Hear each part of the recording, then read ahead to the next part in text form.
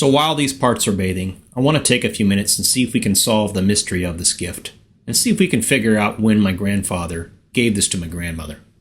To do this, I need to first figure out when the watch was manufactured, and I can do this by using the serial number on the movement. If we go back and look at the movement, we can see that the serial number is 6417230.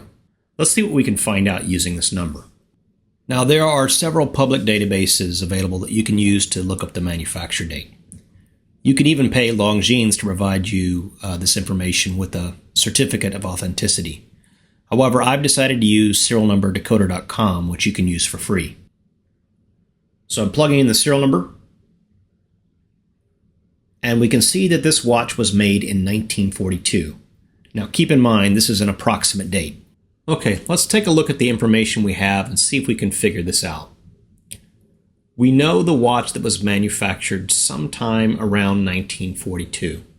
Now, I did a little research on the internet to see if I could figure out what the average inventory turnover rates were for Swiss watchmakers during this time period. There wasn't anything definitive, but most estimates indicate around 6 to 12 months.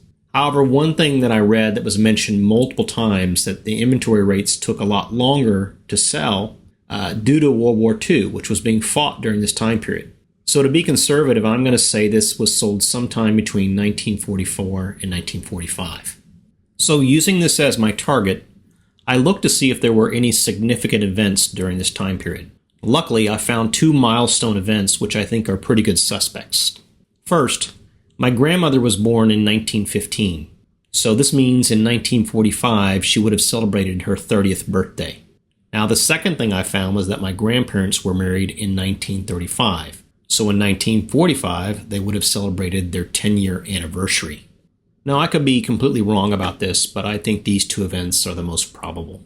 Based on what I know of my grandparents, they lived a very modest lifestyle, and they didn't make extravagant purchases like this.